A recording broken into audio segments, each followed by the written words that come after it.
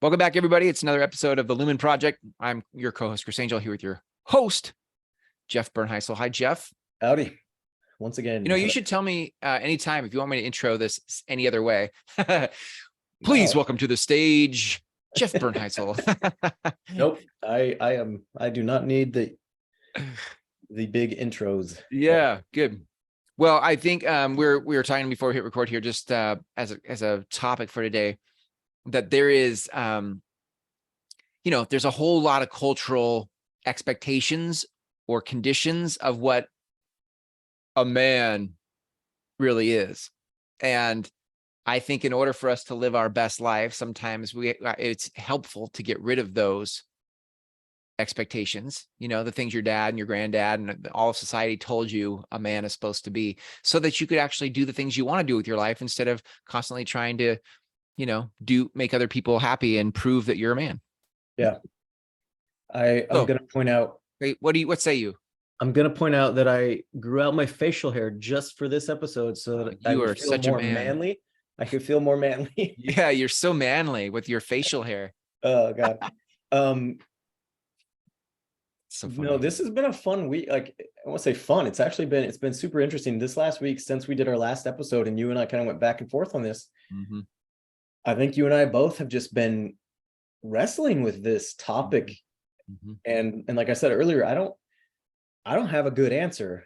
So I mentioned it last time. There's this movie, Matt Walsh's What is a Woman? And it's this big topic thing lately. And, I was like, man, so that's a good question. Like, what does it mean to be a man? Like, what does it mean to be masculine man in today's world? Yeah. And the conditioning that you mentioned. Yeah. Conditioning or programming. I hate using the word programming because that makes it sound like it's almost like evil. Like the deep state. My stepdad programmed me this way. But conditioning is a way better word for that, I think.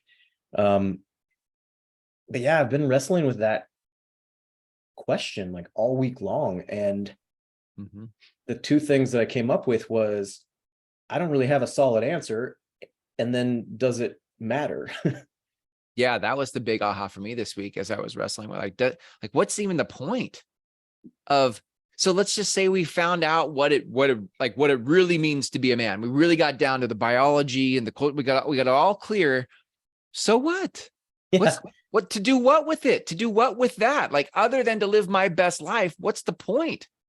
Yeah, and the example that you said where like I don't want to know how to change the oil in my whatever car I'm driving, and like, do I need to? Because for me, and I mean, I do know how, but to live my best life, I don't want to.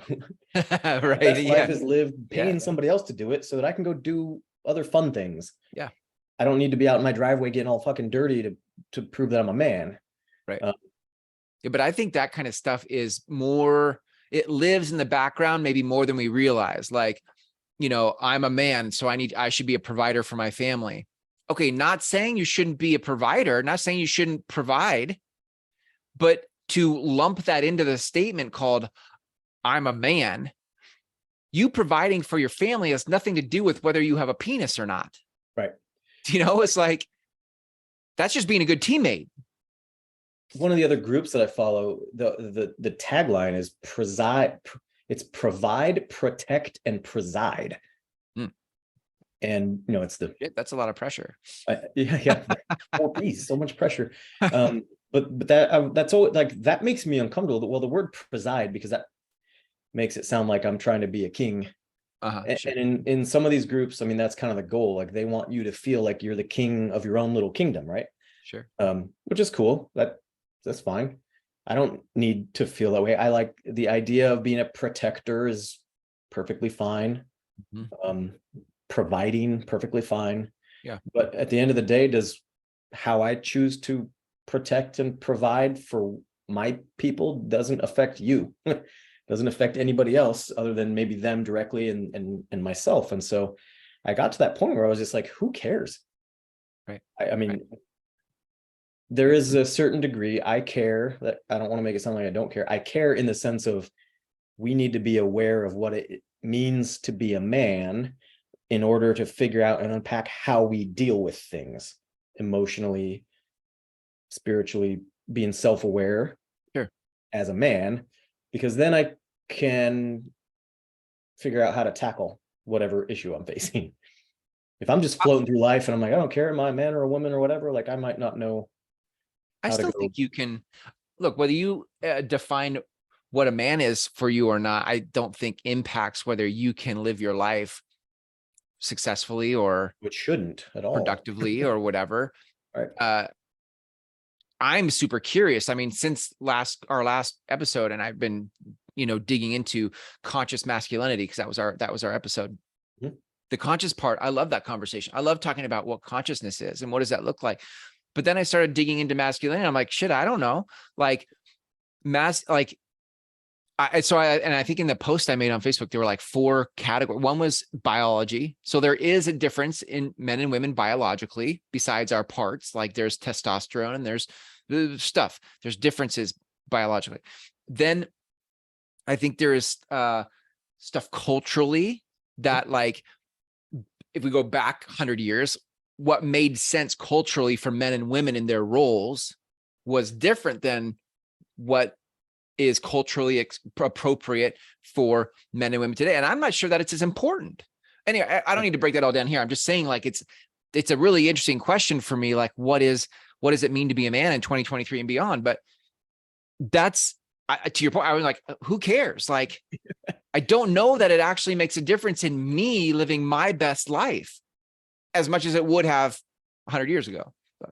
Yeah. And I think, I mean, I mentioned it earlier where I said I had, growing up, I had my real dad, my stepdad, my mom.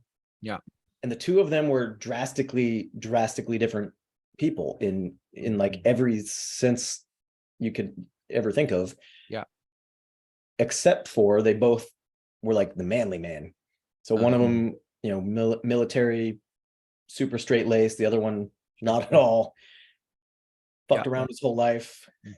But they instilled and like I said, I don't want to condition was the word we use. So they conditioned me to have all of these values and they taught me all of these things that they each thought is what men should do and be. And they taught me how to change a tire and change my oil and shoot a gun and all the manly things, right? Right. Yeah. And I have so many friends, like, I mean, people that I respect a ton. They're millionaires.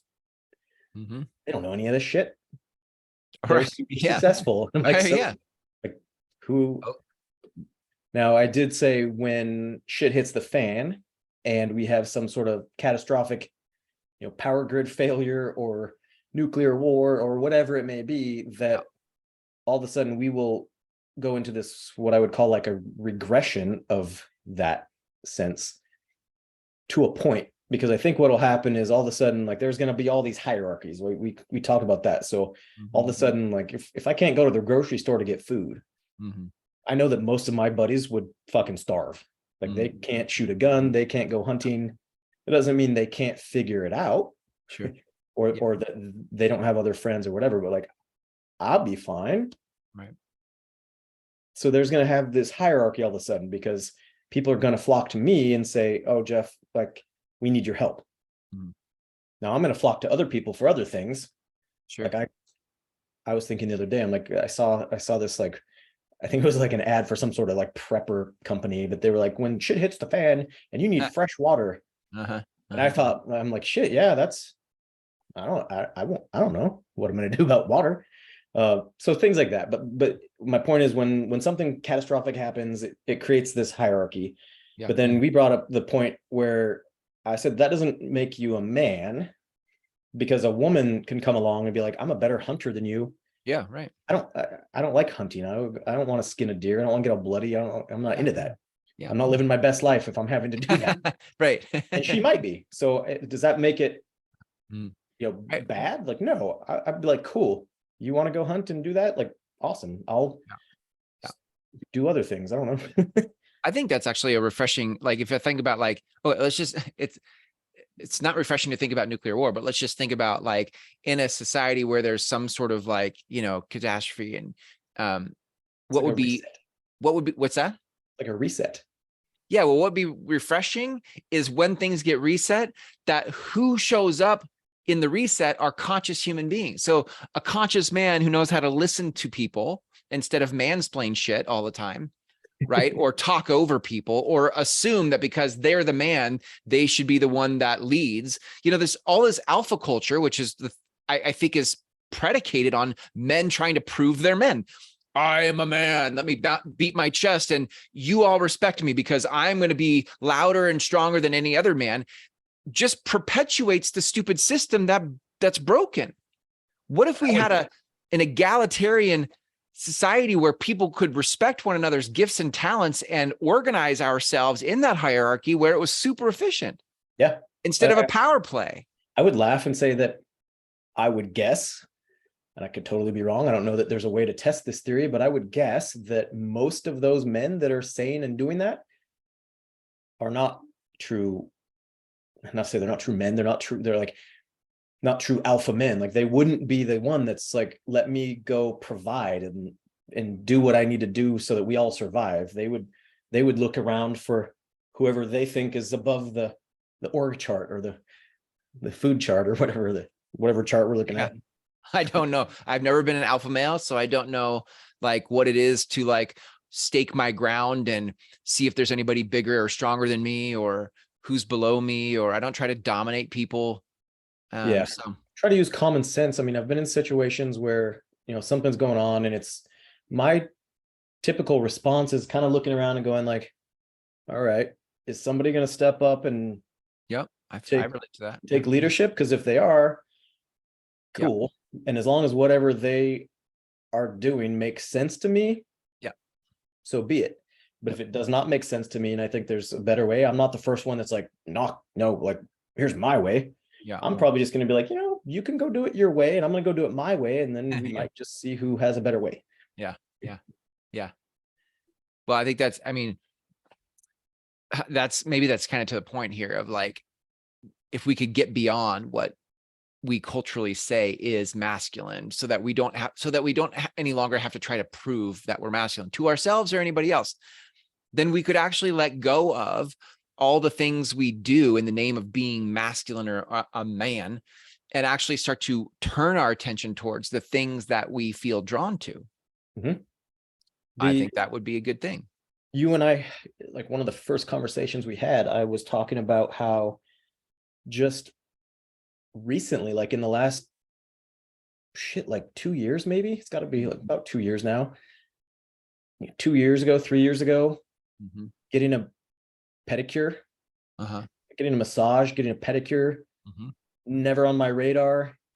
My parents would pedicure, dude, that's for women. Yeah, like that's my for parents, women, bro. That's exactly. And I have friends that, you know, I'm not shy about it. Like it feels fucking amazing to have that done and get the calf massage. And usually, like before I quit drinking Coke, they would be like, "Yo, you want champagne or Coke?" Or, you know, I'm like, "Yeah, Coke," while somebody's, you know, rubbing my feet and doing all that. Like, sounds heavenly. It is heavenly. I will say that. But I posted a video one time on Facebook, and I was like, you know, I'm out getting a pedicure, and I had a few friends send me messages, and they're like, what the fuck are you doing? And I'm like, why does that? You know, that's hilarious. So that conditioning is what we're trying to get past. And I have no problem saying I am definitely living my best life when I'm going and doing that kind of stuff. Yeah. Because it makes me feel better. Yeah. Right. I mean, literally mentally and physically, I feel better when I get a massage or get pedicure.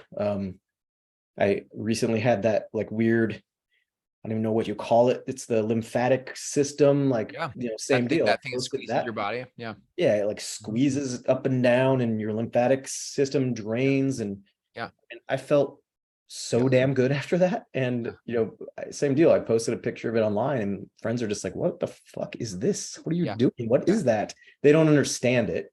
They've never done it. And it's something that's new. And maybe that's scary to some people, but in the age that we live now, that doesn't make you any less of a man or more of a man or whatever you want, however you want to see it. But living my best life, I'm choosing to go do stuff like that versus go hunting or whatever.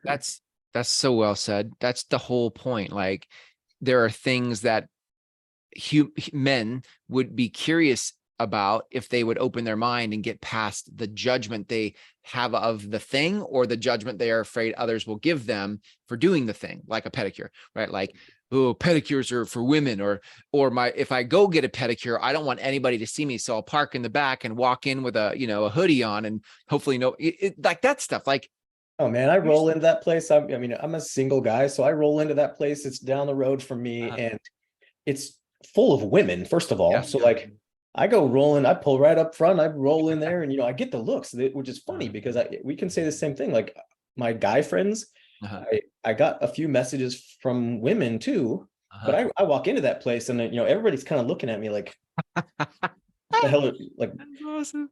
and I will attribute that to kind of what we're doing here, where I think that's a safe space for them, right? So why I am all of a sudden intruding Interesting. Yeah. into this environment where they are not typically used to having somebody like me go rolling in there and being like, ladies, what's up? I'm here for my pedicure and my Coke or whatever. Yeah, right. So I get that dynamic, and that was weird in the sense of like I felt that in the air. Right.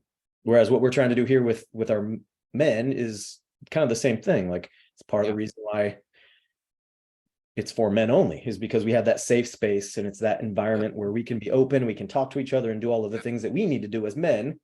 They have that going on in their in the salon, and then I come trucking in there, and the ladies are like, whoa, what's happening here?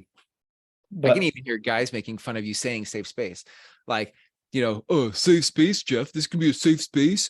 Can I be safe in here? Like that, like even that kind of stuff just is so ignorant and gets in the way of having a really constructive conversation for, like safety's a thing, like the reason you don't share your deepest, darkest stuff, or the reason you don't get honest or vulnerable with other dudes, is because you don't know if they're going to judge you. You don't feel safe. Yeah. But until we deal with, the cultural conditioning of masculinity, of what it means being a male, a man, where we don't show emotion or play your cards close to your chest, or, I'm trying to think of what, like something or be something. What's it like? Kill or be killed. I don't like, there's this stuff that's like, it's so aggressive and competitive and limited resources. And that's what it is to be a man, is to kill or be killed. Right. It's so Neanderthal is what comes to mind. I'm just like, just so old school. Old school, good. Yeah. Neanderthal. Like I use that word every once in a while too. I'm like, God, the Wi-Fi went out and I had to sit here and look at my friend and have a conversation like a Neanderthal. Yeah. That's hilarious. So I told you a little bit about what I'm doing tomorrow with that soul council and all. I'm not like scared of it, but I'm super curious to see how this goes tomorrow. And this was for everybody else that's listening that wasn't in that conversation. It's like a 3-hour long hypnotherapy session where we go back to childhood memories, and she does focus on happy stuff. So it's not like we're dealing with childhood traumas. Not that I have any, but we all do it at some degree. But they focus on the positivity of it, your happy childhood moments, and then we get into some of the future looking stuff. And I'm just super, super interested to see how that goes tomorrow, because I have no idea what to expect, and it's somewhere I've never gone before. Like I said, I didn't even know what Akashic readings and the Akashic code and all. Like, I learned so much. Just Googling that, and like it's apparently like a whole nother realm of energy that we are going to tap into. And I love that shit. And most of my guy friends and most of my women friends too would probably be like, that's a whole nother level of weird that I don't know anything about. It's uncomfortable. But I'm like, I'm diving in head first. I'm going in there, and I'll let you guys know how that goes next week. Right. Yeah, that'll be interesting. Maybe that's the topic next week.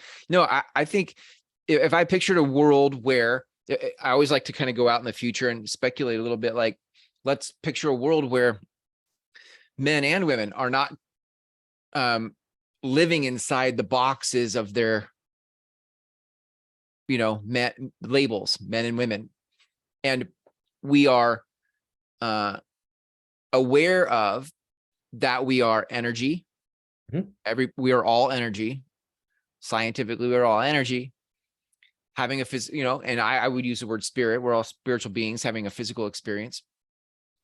And in that, the more we could lean into the energy of things, the spirit of things, the more we would unlock revelation, the more we would step into what's next instead of repeating karmic loops. Karmic loops are like you keep going around the same merry-go-round, trying to learn the same lesson, but you're not learning it. Why are you not learning it? Because you're stuck in a label called this is what it is to be a man, or this is what it is to be a woman. But if you could leave that behind, you could access something new. And I think we're ready for that. I think the world is ready for that. What's super interesting to me was one of the articles that I found used a term, and I think this was our second or third podcast that we did, where we talked about having blinders, where we're blinded to what's going on around us, and we're stuck in a loop because we can't see in those blind spots. And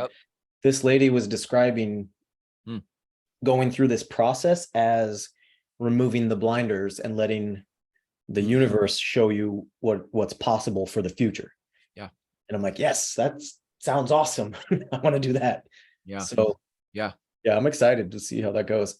And if we could be on the same page with, I would say women, but we could say just other humans, if we could be on the same page about what's next, because we removed the blinders of labels called men and women. Yeah.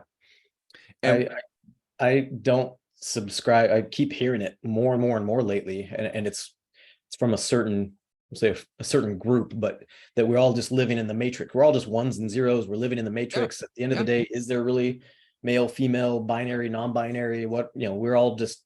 Yeah, Jeff, but I'm a 1. I'm not a 0. I'm a 1. Right. So this is what it means to be a 1. Right. Yeah. I mean, I get that's. Ones know how to change the oil in a car. Right.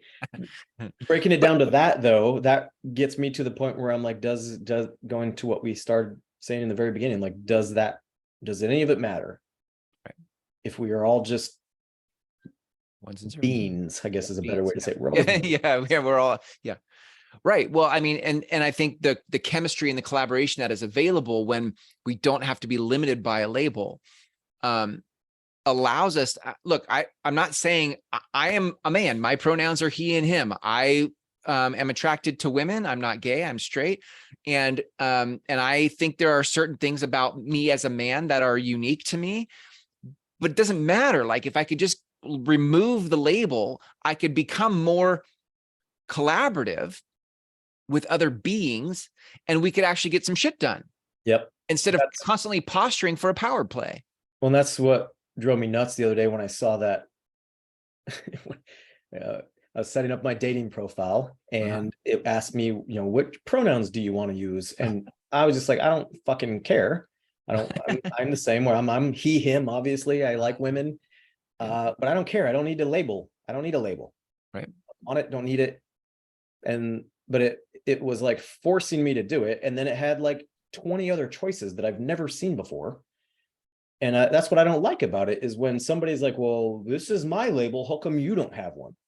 Like, because I don't care. Like, that should be the end of that discussion, but it typically isn't.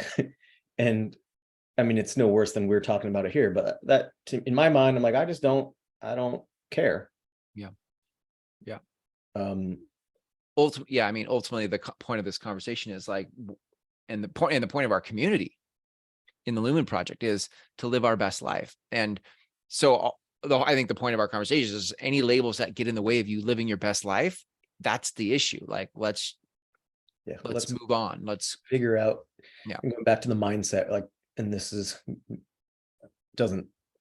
it sounds kind of contradictory, but it's like getting through the mindset and recognizing what that mindset is as a man allows us to then move on and go deal with all the other stuff. Yeah, it's good.